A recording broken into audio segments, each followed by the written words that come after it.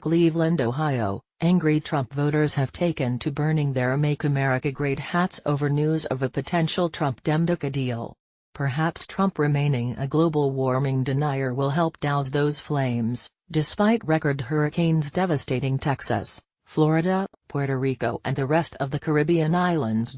Trump has said the series of epic hurricanes, fed by warm water and rising sea levels, haven't changed his climate change denial position.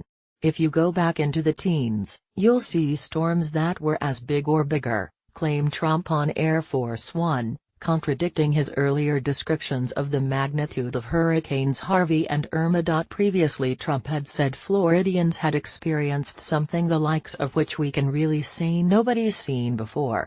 About Harvey and Irma, Trump tweeted, "Hurricane looks like largest ever recorded in the Atlantic." And, "Hurricane Irma is of epic proportion, perhaps bigger than we have ever seen."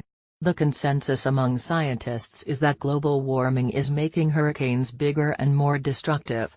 Rising sea levels and warming oceans feed the hurricanes, increasing the category size, rainfall and the flooding. The periodic National Climate Assessment, by 300 scientists and experts, found the frequency and duration of hurricanes in the Atlantic has increased since the 1980s. E.P.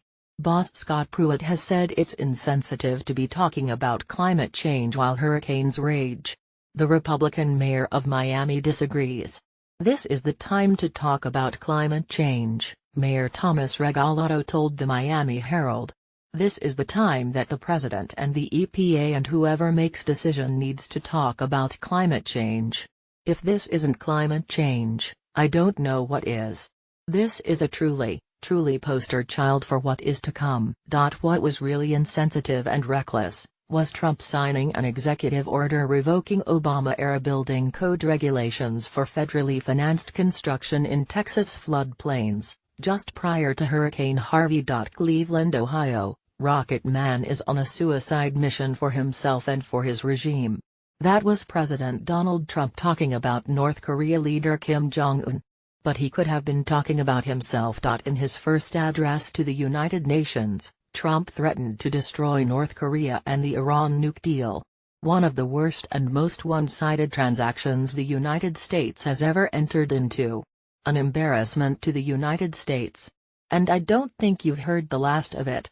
Believe me, Trump told the nations of the world. While Trump was quoting an Elton John song, the speech was reportedly written by Stephen Miller, the nationalist, and the immigration former aide to Jeff Sessions, who became one of Steve Bannon's White House attack dogs. Why would North Korea trust doing a nuke deal with the United States when they hear the U.S. president wanting to blow up the Iran nuke deal that the ink is barely dried on? One reason North Korea is going nuclear is because they fear being destroyed by the U.S. and others. In his UN speech, Trump helped justify North Korea's paranoia. Trump's threat to destroy North Korea likely chilled South Korea, more than it did North Korea, which is already prepared to lose millions of lives in any war with the United States. America first at the UN. As President of the United States, I will always put America first, just like you, as the leaders of your countries, will always and should put your countries first, President Trump told the United Nations, whose mission is to put the best interest of the world first. On the upside for the UN, Trump didn't present it with an imminent domain order to transform the property into a new Trump hotel or condo complex. Parts of the world going to hell? Trump declared that some portions of the world are going to hell. Many of those listening would agree that one of those portions is the United States under the leadership of President Trump. Cleveland, Ohio. The Cleveland Indians' baseball winning streak sadly has come to an end. Hillary Clinton's blame game losing streak sadly continues.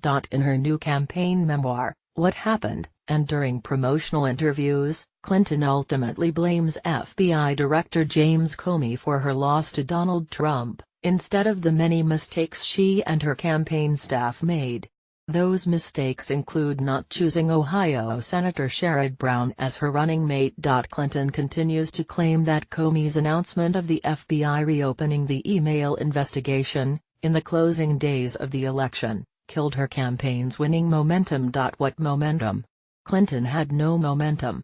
Long before Comey briefly reopened the investigation, Clinton's campaign had been struggling, especially in the Rust Belt states Trump had been targeting.